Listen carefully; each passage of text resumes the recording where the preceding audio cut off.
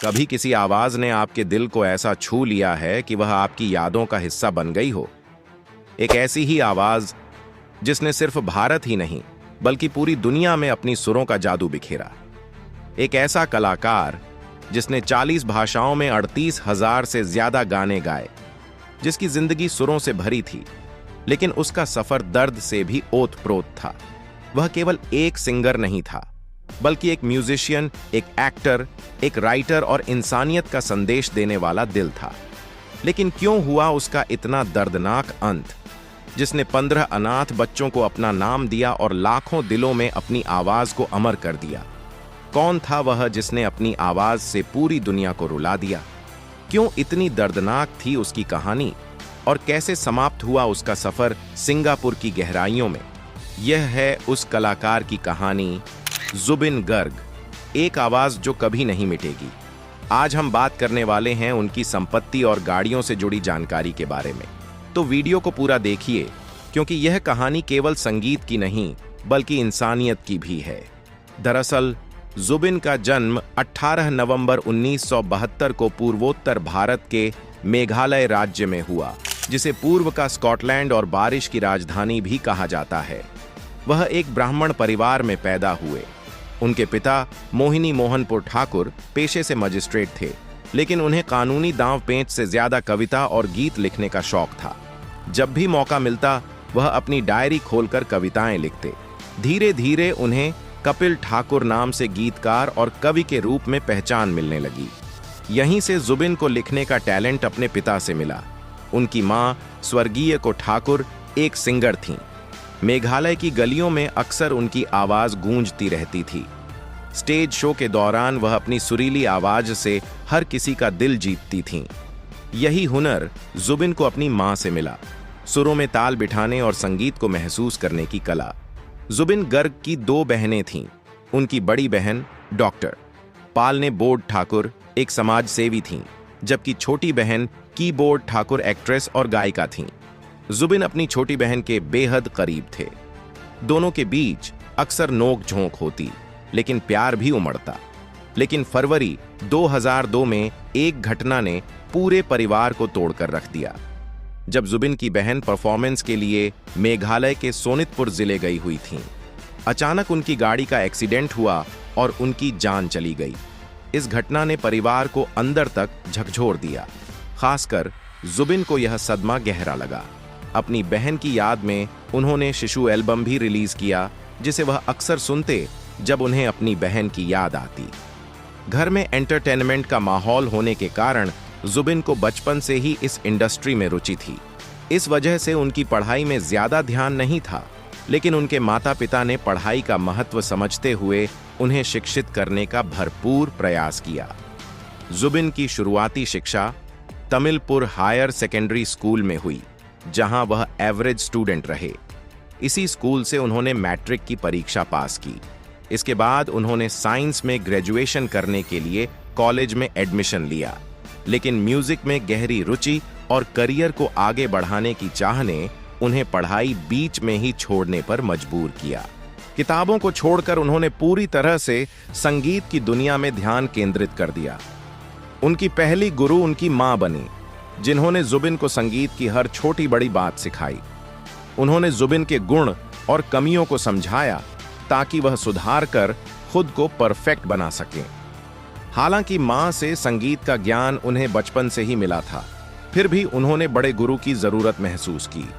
यह कमी पंडित रॉबिन बनर्जी ने पूरी की, जबकि रमानी राय ने उन्हें असमिया लोक संगीत से परिचित कराया। स्कूल और कॉलेज के दिनों से ही जुबिन गाते रहे, लेकिन असली इंस्पिरेशन उन्हें 1992 में मिली, जब उन्होंने एक यूथ फेस्टिवल में परफॉर्मेंस दी और इसके लिए गोल्ड मेडल जीता। यहीं से उनकी प्रोफेशनल सिंगिंग की जर्नी की शुरुआत हुई। उसी साल नवंबर में उन्होंने अपनी पहली असमिया एल्बम अनामिका लॉन्च की, जिसे लोगों ने खूब पसंद किया। इस एल्बम की सफलता के चलते असम में जुबिन को भरपूर प्यार मिला। इसके बाद उन्होंने लगातार एक के बाद एक कई गाने रिकॉर्ड किए, जिनमें तुम्हें जुनू, परिवार और तुम्हें चुना प्रमुख रहे। इसके अलावा 1993 में उन्होंने जुना की मौत, 1994 में माया और 1996 में आशा जैसी एल्बम्स रिलीज की। ये केवल लोकप्रिय साबित नहीं हुई, बल्कि म्यूजिक इंडस्ट्री में दूरबीन का नाम सबसे ऊपर लहराने का रास्ता भी इन्हीं एल्बम्स ने खोला, और यहीं से उन्हें मुंबई आने का अवसर मिला। 1996 के दशक में वह माया नगरी की चमक धमक भरी दुनिया में पहुंच गए। यहां बॉलीवुड में अपने नाम का सिक्का जमाने के लिए उन्होंने पहले इंडी पॉप सिंगल एल्बम चांदनी रात रिलीज किया। इसके बाद उन्होंने हिंदी एल्बम और रीमिक्स गाने रिकॉर्ड किए, जैसे 1996 में चंदा, 1998 में जलवा, 1999 में जादू और 2000 में स्पर्श। जुबिन की आवाज की मिठास ऐसी थी कि हिंदी फिल्मों के डायरेक्टर उन्हें अपनी फिल्मों में गाने के लिए बुलाने लगे। कतार, दिल से, डोली सजा के रखना, फिजा, कांटे जैसी फिल्मों में उन्हें गाने का मौका मिला। एक तरफ जहां ये गाने लोगों को बेहद पसंद आ रहे थे, वहीं मुंबई में उनका पहला एल्बम जान प्रति भी कमर्शियल रूप से सफल साबित हुआ। आपने शायद वह गाना सुना ही होगा, मुंबई से आई या आया मेरा दोस्त, जो जुबिन की आवाज में था और 2003 में रिलीज हुआ। यह गाना आज भी धूम मचाने के लिए काफी है। लेकिन बॉलीवुड में उनका सबसे बड़ा ब्रेक माना जाए तो वह 2006 में आई इमरान हाशमी की फिल्म गैंगस्टर से मिला। उन्होंने इस फिल्म में या अली गाया, जिसके बोल और म्यूजिक आज भी लोगों को रोमांचित कर देते हैं। फिल्म की जितनी ज्यादा हाइप थी, उससे कहीं ज्यादा या अली सॉन्ग की थी, जिसने जुबिन को रातों रात पूरे भारत का नंबर 1 सिंगर बना दिया। इस गाने के लिए उन्हें बेस्ट प्लेबैक सिंगर का GIFF अवार्ड भी मिला। या अली के बाद उन्हें क्रिश 3, दिल तू ही बता, दम मारो दम, जीनो का क्या राज है, पाकीज़ा जैसी बेहतरीन फिल्मों में गाने का मौका मिला। यहीं से वह न सिर्फ मेघालय, असम और आंध्र प्रदेश, बल्कि पूरे भारत के टॉप सिंगर्स में शुमार हो गए। अब वह न केवल बॉलीवुड के लिए, बल्कि असम, कन्नड़, तेलुगु, तमिल, मलयालम, गुजराती जैसी तमाम फिल्म इंडस्ट्रीज के लिए गाने लगे।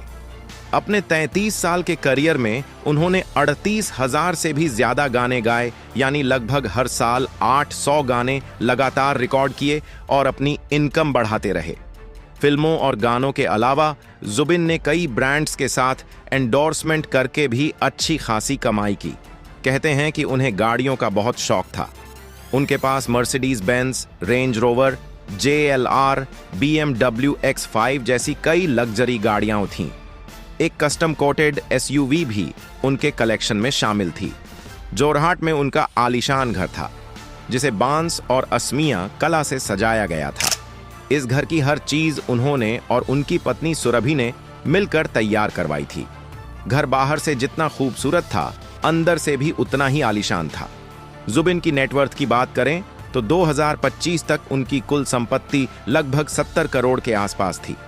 अगर उनके परिवार की बात करें तो 4 फरवरी 2002 को जुबिन ने असम की मशहूर फैशन डिजाइनर गरिमा सैकिया से शादी की। यह एक लव मैरिज थी। दोनों की लव स्टोरी एक लेटर से शुरू हुई। गरिमा, जो उस वक्त मुंबई में पढ़ाई कर रही थीं, जुबिन की एल्बम्स अनामिका और माया की दीवानी थीं। उन्होंने जुबिन को खत लिखा और यहीं से उनका कनेक्शन शुरू हुआ। समय के साथ ये दोनों 15 बच्चों के माता पिता बने। हालांकि ये बच्चे जुबिन के बायोलॉजिकल नहीं थे, बल्कि उन्होंने 15 अनाथ और जरूरतमंद बच्चों को गोद लिया ताकि उन्हें एक अच्छी जिंदगी मिल सके। इनमें से एक बच्ची कजली थी, जिस पर जुबिन की नजर तब पड़ी जब वह सड़क पर मुश्किल हालात में थी। उसने गलत व्यवहार सहा था और जुबिन ने न केवल उसे बचाया, बल्कि उसके लिए केस लड़ा और जीता। उन्होंने उसकी पढ़ाई और हर जिम्मेदारी अपने ऊपर ले ली। इसी तरह उन्होंने 14 अन्य बच्चों को भी गोद लिया। लेकिन 19 सितंबर 2025 को गरिमा ने अपना सुहाग खोया और इन 15 बच्चों के सर से पिता का साया भी उठ गया। जुबिन, जो सिंगापुर में नॉर्थ ईस्ट इंडिया फेस्टिवल में भाग लेने गए थे, शो से एक दिन पहले स्कूबा डाइविंग के दौरान हादसे का शिकार हो गए। पानी के नीचे उन्हें सांस लेने में दिक्कत हुई। आसपास मौजूद लोगों ने उन्हें तुरंत पानी से बाहर निकाला और CPR देने की कोशिश की। उन्हें नजदीकी अस्पताल में भी भर्ती कराया गया, लेकिन जुबिन ज्यादा समय तक जीवन की डोर को थाम नहीं पाए और 50 साल की उम्र में दुनिया से रुखसत हो गए। जुबिन का अंतिम संस्कार असम में हुआ। पूरे देश से श्रद्धांजलि की बाढ़ उमड़ी। असमिया सरकार ने भी उन्हें श्रद्धांजलि दी। उनकी मौत को लेकर कई सवाल उठे। कुछ ने दिल का दौरा बताया, जबकि मेडिकल रिपोर्ट के अनुसार उनकी जान डूबने की वजह से गई। आज हमारे बीच वह नहीं है, लेकिन अपनी बेहतरीन आवाज और संगीत की अनमोल विरासत पीछे छोड़ गए हैं, जो युगों युगों तक लोगों को याद करने पर मजबूर करेगी। अगर यह वीडियो पसंद आई हो तो इसे लाइक करें और चैनल को सब्सक्राइब करना न भूलें।